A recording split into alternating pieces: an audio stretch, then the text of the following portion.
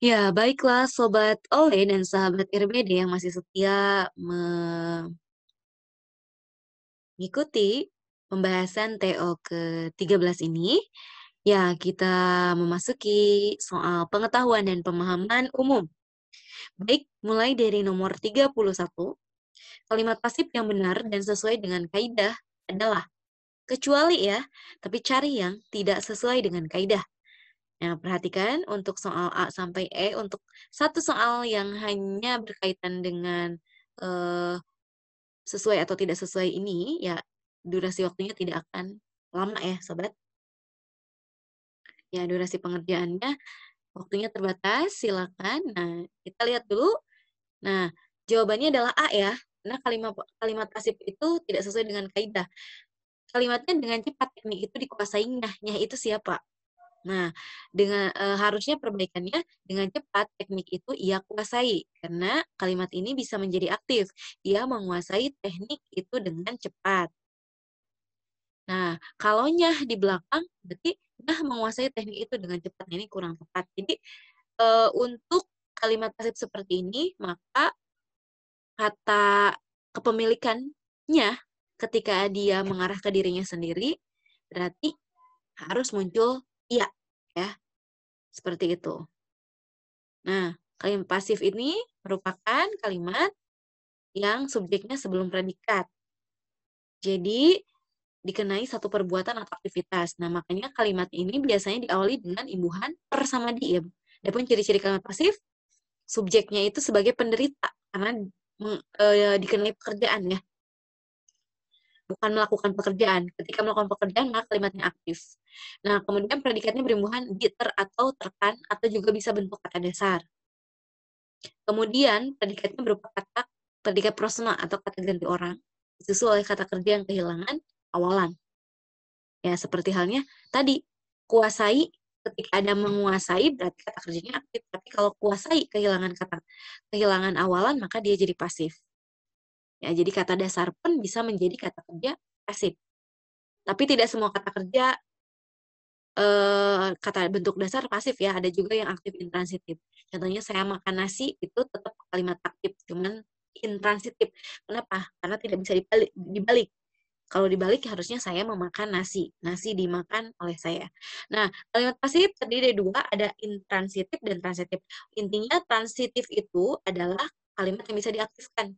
Jambu dilempar Tono, berarti Tono melempar jambu. Sementara kalimat pasif intransitif, buku dibeli, tidak ada objeknya, siapa yang membelinya. Tapi ada subjeknya buku. Mobil sedang dicuci, juga sama. Siapa pencucinya? Yang penting ada subjeknya mobil. Mobil itu kemarin tertabrak, tidak ada pelakunya ya. Kemudian Budi terlempar juga tidak ada objeknya. Jadi ciri-ciri intransitif adalah tidak ada objek dan tidak bisa diaktifkan untuk kalimat pasifnya ya. Sementara kalau aktif, transitif bisa disubjekkan. Itu dia di kalimat aktifkan. Nah, jadi jawabannya adalah yang A ya. Nah, kata yang ditandai ini adalah sebagai penanda kata kerja pasif. Baca, dibaca, diresmikan, dan dikatakan. Kalimat pasif, predikatnya boleh mendahului subjek. Baik, menginjak ke soal 32. Nah, ini tentang kutipan ya, sobat. Berbicara tentang kutipan, sebenarnya ini tidak harus dibaca kalimatnya ya, tapi kita harus tahu pola penulisan. Nah, kita tahu kalau mengutip itu ada dua cara, ada ngutip langsung dan ada ngutip perantara atau tidak langsung. Nah, ini ada tiga nama ya, ada Ananta Cakra, ada Mahathir, dan ada Oka sebagai pengutip. Jadi kalau Oka mengutip Mahathir, Mahathir di sini muncul tahun 2005. Sementara Ananta Cakra tahun 2011. Berarti siapa yang menulis pertama kali? Berarti Mahathir. Mahathir dikutip oleh Cakra, dikutip ulang lagi oleh Oka. Jadi Oka masih mempertahankan kutipan Mahathir, tapi tidak dapat bukunya Mahathir. Jadi didapatkanlah dari Cakra. Bagaimana caranya? Nah, mau ngutip langsung ataupun tidak langsung sebenarnya caranya sama. Tapi di ngutip tidak langsung tidak ada cara satu. Jadi hanya ada 5 cara ya ini. Ngutip langsung ada 3 cara, ngutip tidak langsung ada 2 cara. pola pertama atau cara pertama itu tidak dimunculkan di dalam tidak langsung, karena tidak langsung itu tidak akan mengenal tanda petik ya. Nah, sama halnya dengan cara kedua di langsung juga tidak mulai. Jadi petik hanya muncul di awal saja untuk langsung.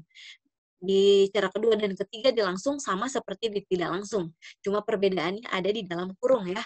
Nah, di sini ada petik dulu apa yang dikutip. Kemudian penulis buku ambil nama belakang saja. Tidak perlu belakang depan atau tidak perlu nama depan ya. Tapi yang tenar akan nama belakang, tapi catatannya tidak harus diikuti nama depan. Kenapa?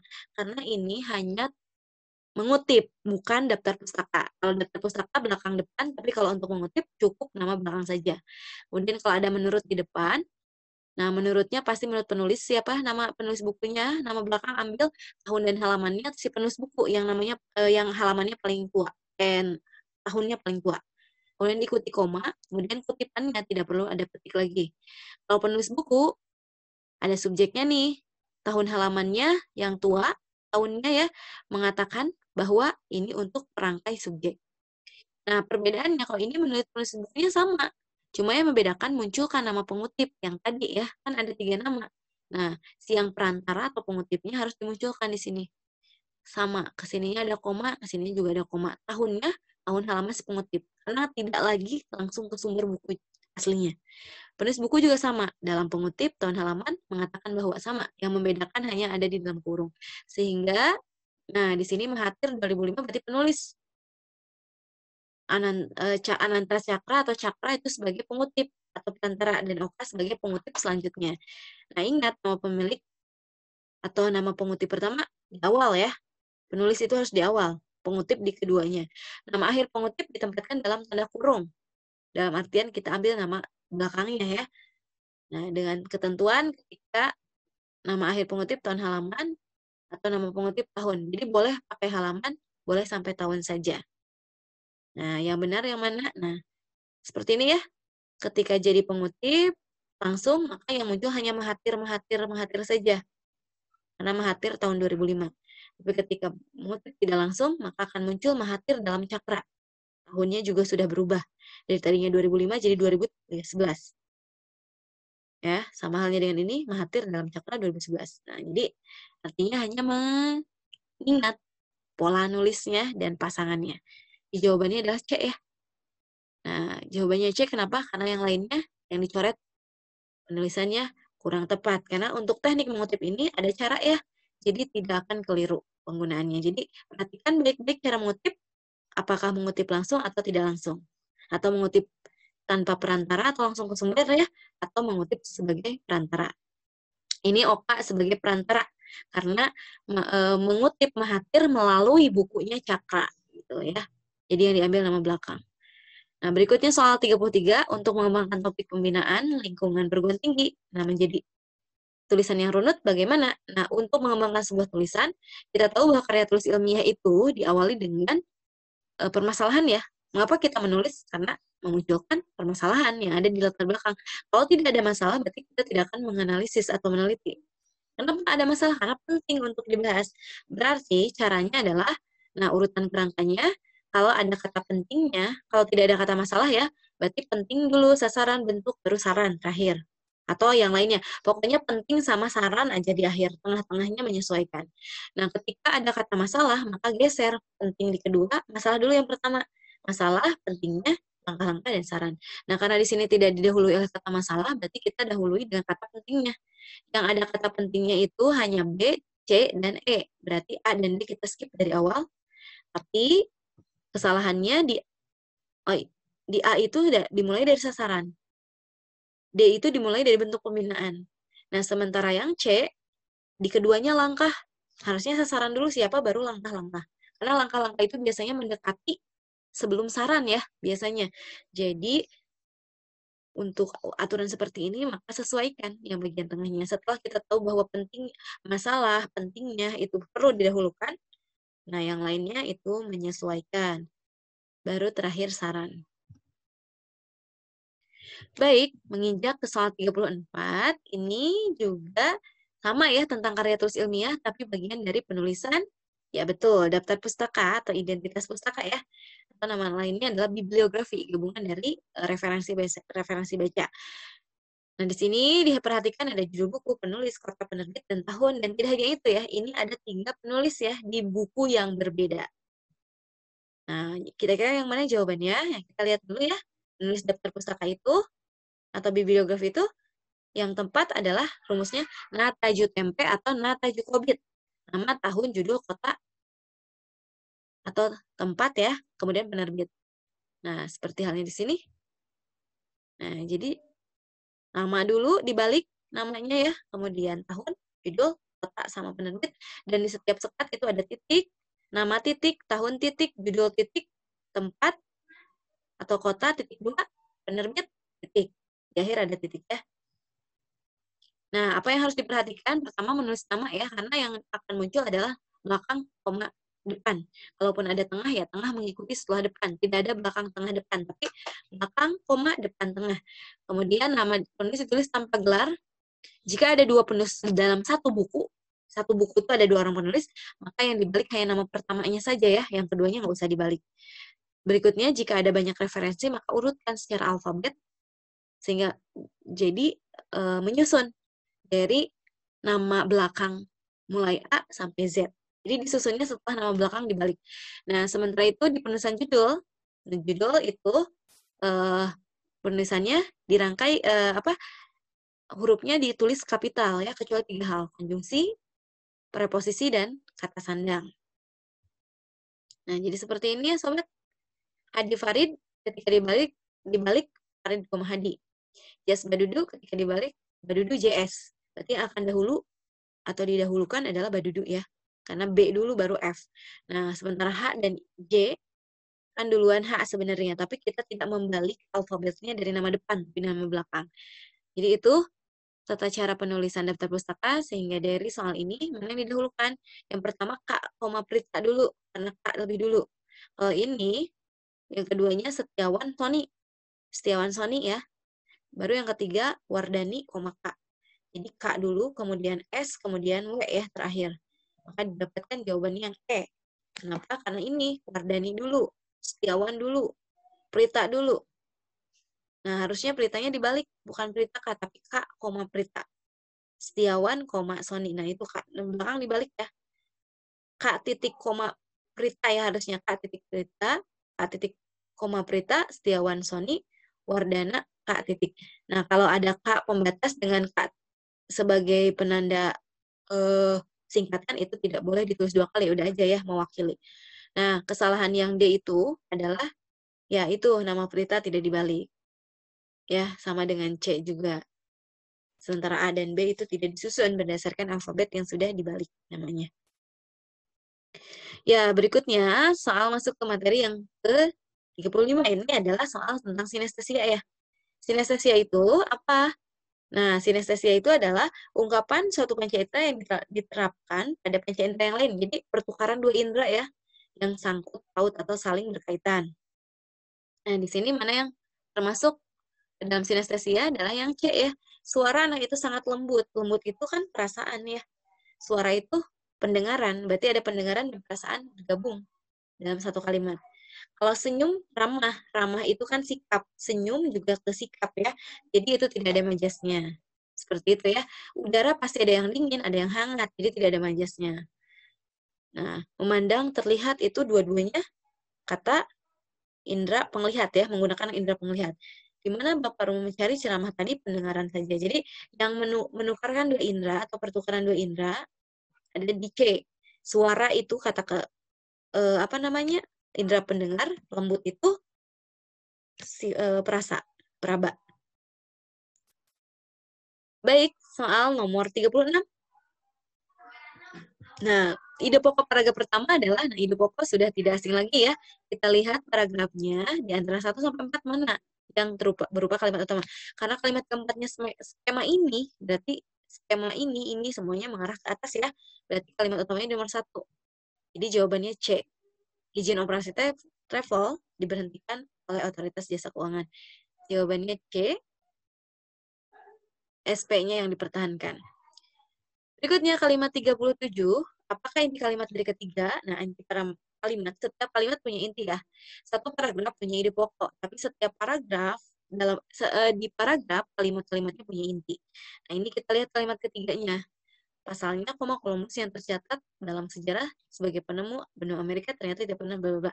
Nah, ini kita lihat unsur keterangan tidak masuk ke inti ya. Dengan catatan yang sudah disampaikan bahwa kata awal semuanya berpeluang jadi subjek. Tapi 3 hal yang bukan. Konjungsi, preposisi, dan kata kerja pasif. Karena kata kerja pasif itu mah kata kerja. Tapi kalau kata kerja aktif bisa juga jadi S asal diikuti predikat berikutnya. Nah, pasalnya di sini keterangan. Columbusnya siapa? Subjek, berarti cari yang ada Columbusnya. Nah, di sini ada yang. Berarti perluasan sampai mana? Sampai Amerika. Berarti ternyata tidak pernahnya sampai menginjakkan itu masih predikat. Menginjakan itu predikat. Jadi harus ada ketemu Columbus dan menginjakan. Jadi jawabannya adalah yang B. Berikutnya nomor 38, penulisan bilangan yang tidak sesuai dengan yang disampaikan di Puebi ya, yang dijumpai di Puebi yang mana? Nah, penulisan bilangan tadi sudah dibahas di pertemuan sebelumnya ya, bahwa bilangan itu ya jenisnya ada 2, ada angka Arab, Romawi. Ketika ditulis Arab, maka ke itu boleh ada, tapi kalau ketika Romawi itu udah penanda tingkat, jadi tidak lagi pakai ke ya. Sri Sultan Hamengkubuwono X, kalau Sri Sultan Hamengkubuwono ke-10. Nah, angka itu ciri-cirinya seperti ini ya, sama dengan 3 kata ke atas. 32 kan 3 kata. Rincian 3, 2, 1 ini dirinci. Meskipun jumlahnya hanya satu kata dirinci. Berkaitan dengan halaman, berkaitan dengan nomor rumah misalkan, kemudian tingkat, kemudian nominal, dan lain sebagainya. Sementara huruf sama dengan 1-2 kata saja yang tidak dirinci. Nah, ini kalau ada 10 orang di dalam kelas, kalau tidak dirinci, ini pakai huruf ya. Ini salah penulisannya. Nah, kemudian awal kalimat 30 tidak ada kapital angka 3, jadi ubah ke dalam bentuk huruf. Nah, makanya di sini 15 finalis karena tidak dirinci, maka 15 finalisnya adalah penulisan huruf. 15 ada 2 kata ya, tidak dirinci. Kecuali kalau 15 finalis, 5 laki-laki, 10 perempuan, nah itu baru diangkakan bentuknya ya. Ya, baiknya nomor 39 adalah ya majas pleonasme. Kecuali, nah kita tahu pleonasme itu apa? Pleonasme itu sebenarnya majas tidak efektif ya. Majas yang berlebihan mengulang kata yang sama atau boros. Ya, ciri-cirinya pada satu frasa terdapat 2 ataupun lebih kata yang bersinonim. Misalnya mulai dari kecil, itu kan frasa. Mulai dari itu, mulai itu sama dengan dari. Ya, demi untuk, demi itu sama dengan untuk. Gitu. Jadi sama-sama mengulang frasa atau kata yang boros. Bentuk jamak yang dinyatakan 2 kali. Semua buku-buku para siswa-siswa. Harusnya semua buku atau buku-buku para siswa-siswa atau siswa-siswa. Makna satu kata sudah terdapat dalam kata yang lain. Membentuk frasa itu. Contohnya Andi turun. Kalau turun pasti ke bawah. Nani naik ke atas. Kalau naik pasti ke atas. Dia jatuh ke bawah. Jatuh pasti ke bawah gitu ya. Jadi kata-kata yang tidak penting. Penanda jamak diikuti benda bentuk jamak lainnya. Berbagai-bagai macam buah. Ini salah juga. Berbagai-bagai macam sayur. Harusnya berbagai macam buah saja. Ya. Atau berbagai macam buah ya betul. Atau jenis sayur. Nah, nomor 5-nya, salah satu unsur singkatan yang sudah dinyatakan secara lengkap. Nah, seperti Perhimpunan Partai Golkar. Nah, Golkar itu langsung saja ya. Partai Golkar memenangkan pemilu, tidak harus pakai perhimpunan. Ya. Kemudian hiponim. Hiponim itu kata rincian khusus yang diulang. Mereka memelihara berbagai burung. Seperti apa saja, ada burung nuri, burung kenari, burung cicak rawa. Nah, kata burung ini tidak tepat, harusnya dihilangkan. Sama halnya dengan menanam sayur, seperti sayur bayam. Ini sayurnya nggak usah ditulis, karena sudah ada di hipernimnya, di kata umumnya. Berarti bayam, wortel, dan kangkung. Nuri, kenari, dan cicak rawa. Jadi jawabannya adalah yang mana yang tidak pleonasme, karena di sini kan yang pleonasme kecuali. Berarti jawabannya adalah yang E. Saya suka mencampurkan madu ke dalam jamu. Ya, itu sudah baku. Seperti halnya ini ya. Air laut pasti sudah asin, salju sudah berwarna putih, keluarga miskin pasti tidak punya apa-apa ya. Nah, ini untuk A memang untuk ke efektifannya efektif ya. Karena di sini tidak mengulang kata pantai ataupun tanah ya. Tempat wisata di Bali ada apa saja? Ada Tanah Lot, ada Pantai Kuta, dan ada Sanur. Tidak menyebut Pantai Sanur atau Tanah Sanur misalkan ya. Karena sudah diulang di Tanah Lot, Pantai Kuta, Sanur. Jadi tidak memakai lagi kata yang diulang. Nah, ini ada penulisan kesalahannya ada di kata Bali ya. Jadi Balinya ditulis kecil.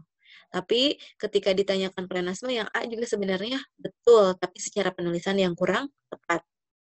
Jadi jawabannya yang E.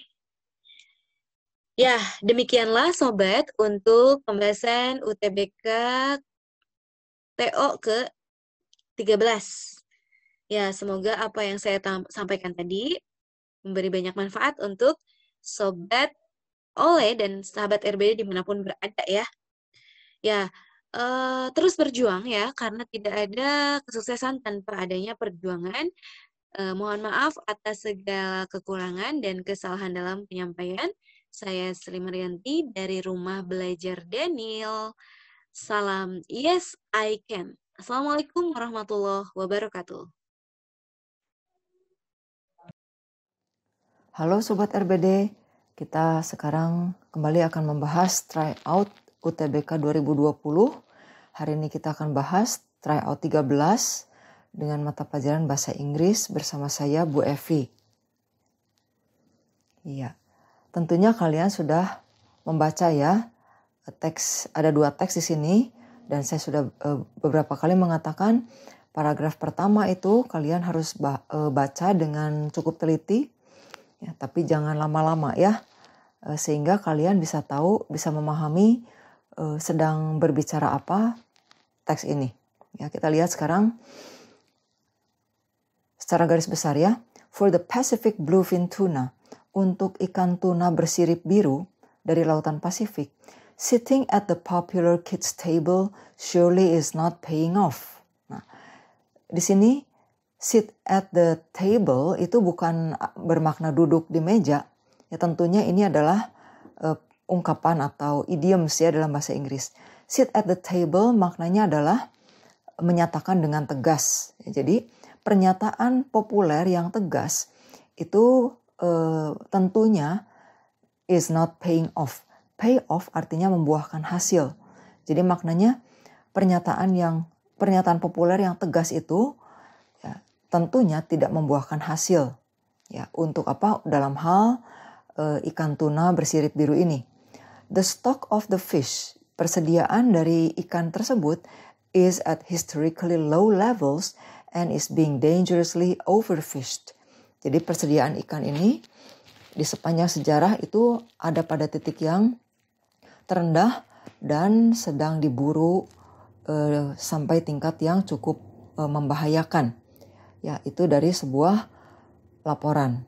Fishery scientists estimate that the specific bluefin population has declined from its unfished level by more than 96%. Jadi para ilmuwan di bidang perikanan memperkirakan bahwa populasi dari ikan tuna bersirip biru ini sudah turun dari jumlah sebelum dia ditangkap, ya, itu jumlahnya berkurang sebanyak 96%. Banyak sekali ya Sobat RBD. The report warns that stock levels likely will not improve by extending the current fishing levels. Jadi laporan itu memperingatkan bahwa tingkat persediaan ini kemungkinan likely tidak akan meningkat dengan cara extending the current fishing levels, dengan cara memperluas tingkat penangkapan ikan saat ini. All the world's scombrids ini kelompok-kelompok ikan ya, sejenis ini. Ikan tuna atau mackerels yang suka dibuat sarden itu ya, atau dalam bahasa Indonesia atau yang familiar sering kita konsumsi adalah ikan kembung, itu salah satu spesies dari sini, atau ikan tongkol ya, itu termasuk scombrids. Nah, jenis-jenis Scombrids di seluruh dunia ini are on the endangered list. Ada dalam daftar ikan-ikan yang hampir punah. Endangered artinya hampir punah. Oke? Nah, itu yang dibicarakan di teks ini. Berarti tentang apa? Tentang persediaan ikan tuna atau sejenisnya ya, yang hampir punah. Hampir punahnya karena apa? Karena banyak sekali dikonsumsi, banyak sekali ditangkap, ya. Jadi hampir punah. Oke, itu keseluruhannya. Nah, setelah itu kita masuk ke pertanyaan. Ya. Nomor 1, with reference to the passage, an environmentalists will most likely.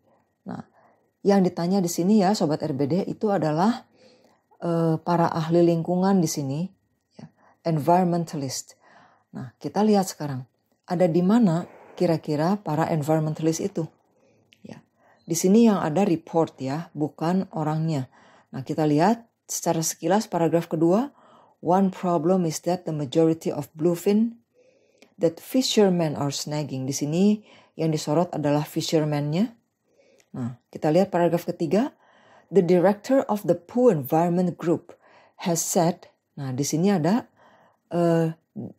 pemimpin dari kelompok Pooh Environment mengatakan, nah kemungkinan di sini adalah si pencinta lingkungan itu, environmentalist itu. Nah, dia mengatakan bahwa the most responsible course of action is to immediately suspend the fishery until significant steps are taken to reverse this decline. Ya, jadi dalam hal ini dinyatakan bahwa para ahli lingkungan itu menyetujui ya, Sobat RBD, menyetujui bahwa bluefin atau ikan tuna sirip biru itu di Lautan Pasifik seharusnya dilindungi. Ya. Nah ini, course of action di sini artinya langkah-langkah tindakan ya sebetulnya.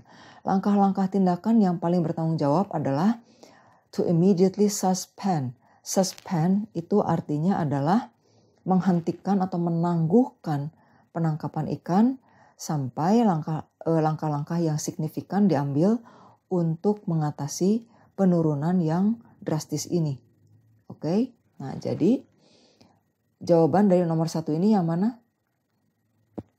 Si ahli lingkungan ini kemungkinan akan setuju bahwa Pacific bluefin should be conserved, harus dilindungi. Ya, jadi jawabannya yang A ya, Sobat RBD. Oke, sekarang kita lihat pertanyaan yang kedua. Nah, the points provided in the paragraph 1 of the passage explain that. Nah, kita lihat. Tadi kita sudah membaca paragraf 1 ya. Jadi untuk nomor 2 ini sepertinya tidak akan terlalu sulit kalian jawab karena tadi kita sudah membaca di paragraf 1. Ya. Jadi hal yang dibahas pada paragraf 1 adalah bahwa populasi bluefin mengalami penurunan yang drastis, betul? Ya, hal ini dapat kita lihat juga di kalimat ini. Pada kalimat ini, the stock of the fish is at historically low levels and is being dangerously overfished. Ya, oke. Jadi jawabannya adalah yang tentunya yang D. Ya, stock levels of bluefin in fishery have shown a radical decrease. Ya. Ya, sekarang kita lihat pertanyaan nomor 3 ya.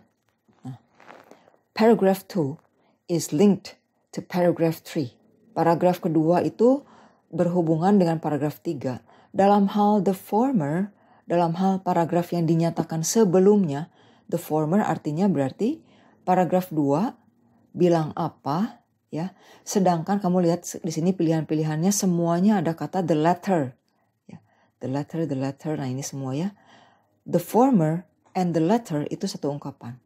The former artinya yang dinyatakan sebelumnya, the latter artinya yang sesudahnya. Jadi ini paragraf kedua, ini paragraf ketiga. Oke? Nah, Di paragraf kedua dinyatakan apa? Nah, yang dibahas di paragraf kedua sini ya, itu adalah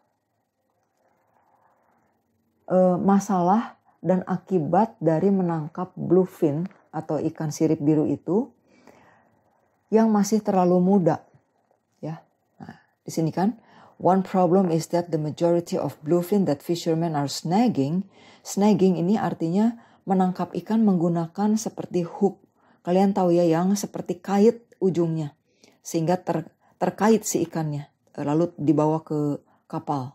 Ya, nah, jadi kebanyakan yang ditangkap oleh para nelayan itu di bawah umur 1 tahun ikannya. Further hindering the species' chance to procreate. Sehingga pada akhirnya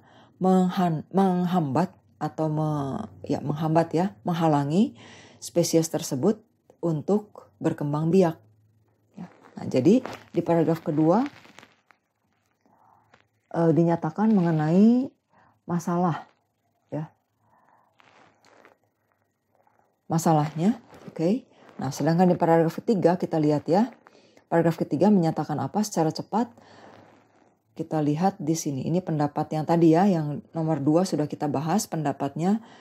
Para pencinta lingkungan dia bilang harus dilindungi ikan-ikan ini. Lalu kita lihat kalimat terakhir, some of the other actions were preventing fishing on bluefin spawning grounds in the northern Pacific and creating size limits to reduce the number of juvenile bluefin caught. Ya, jadi beberapa tindakan yang lainnya adalah katanya mencegah atau menghindari penangkapan ikan di lahan-lahan untuk bertelur. Jadi kalau ikan-ikan itu diberi satu lahan khusus untuk berkembang biak, nah di situ tidak boleh ditangkap ikan-ikannya. Artinya apa? Dilindungi, ya. Jadi di nomor 3 ini paragraf kedua membicarakan mengenai, ya sekarang bisa dipilih. Di sini ada masalah, betul? Ya, di paragraf kedua itu ada masalah, sedangkan di paragraf ketiga cara untuk melindunginya. Jadi jawaban yang nomor 3 adalah yang ini. Ya, di paragraf kedua itu discusses a problem and effect on catching 2 young bluefin. Ya, bluefin yang terlalu muda yang ditangkap itu masalah. Nah, yang paragraf ketiga menyarankan mengenai perlindungannya. Ya. Oke, itulah teks yang pertama. Oke, sekarang kita lihat pembahasan teks yang kedua ya Sobat RBD. Iya. Seperti biasa kita lihat paragraf 1 ya. Hopes that a Mediterranean diet would be as good for the head as it is for the heart may have been dampened by a French study that found little benefit for aging brains from the diet rich in fruit, vegetables, whole grains, nuts, wine, and olive oil. Jadi di sini artinya harapan bahwa pola makan di sini diet ya, pola makan dari Mediterania itu di Timur Tengah ya. Harapan bahwa pola makan Timur Tengah ini akan sama baiknya untuk head. Di sini artinya bukan kepala saja, tapi artinya untuk kecerdasan atau daya ingat atau otak ya, sama baiknya untuk yang tadi itu kecerdasan atau daya ingat, sebagaimana juga untuk jantung itu sudah have been dampened, itu sudah disanggah oleh penelitian dari orang Prancis. Ingat ya, di sini ada dua bangsa, Timur Tengah dan Prancis. Ya, pernyataan ini, pola makan ini disanggah oleh orang Prancis, penelitian orang Prancis ya, yang menemukan hampir tidak ada, little itu artinya hampir tidak ada keuntungan untuk aging brains, untuk otak yang sudah orang-orang usia lanjut ya, from the diet rich in fruit. Ya, jadi pola makan Timur Tengah ini ternyata kaya akan buah-buahan, sayuran, ya whole grains, nuts, kacang-kacangan, wine, anggur, dan juga olive oil. Nah, the study, berarti ini studi yang mana? yang terakhir disebut tentunya ya. Penelitian ini dipublikasikan atau dikeluarkan in the American Journal of Clinical Nutrition, looked at the participants' dietary patterns in their middle age and measured their cognitive performance at around age 65, but found no connection between Mediterranean eating and mental performance. Nah, jadi penelitian yang dipublish di jurnal orang Amerika, katanya di sini ada orang Amerika sekarang, ya. Dia menyatakan bahwa tidak ada hubungan katanya di antara pola makan Timur Tengah dan kecerdasan. Ya, bisa dimengerti mudah-mudahan ya Sobat RBD. Jadi di sini ada penelitian. Sekali lagi ya, secara garis besar, paragraf 1 ini menyatakan ada pola makan dari Timur Tengah yang mengklaim katanya baik untuk kecerdasan otak dan juga baik untuk jantung. Hal ini disanggah oleh penelitian dari Prancis yang menyatakan hampir tidak ada keuntungannya dari diet Timur Tengah ini. Lalu di jurnal orang Amerika menyatakan bahwa tidak ada hubungan antara pola makan orang Timur Tengah dengan mental performance atau kecerdasan. Ya, nah, oke, dari sini kita ke ke pertanyaan. The author believes that, penulis meyakini bahwa, nah tadi kita sudah lihat ya di sini ya ada beberapa pendapat, betul? Nah, jadi jawabannya yang mana? Beberapa pendapat atau beberapa penelitian? Ya. Nah, tentu saja jawabannya menjadi yang C ini. Some studies rightly prove that their findings are not identical. Jadi beberapa penelitian membuktikan bahwa penemuan-penemuan mereka itu tidak sama. Ya. Oke. Ya. Sekarang kita lihat pertanyaan berikutnya. Pertanyaan berikutnya adalah ini. Ya. Another way of saying another study of residents of Manhattan linked a Mediterranean-style diet to a 40% lower risk of Alzheimer's disease. Ya, dengan kata lain, dengan kata lain kita mengatakan ini tuh bagaimana gitu ya. Jadi cari kalimat yang sama maknanya ya dengan kata-kata yang berbeda ya. Nah, kita lihat ya.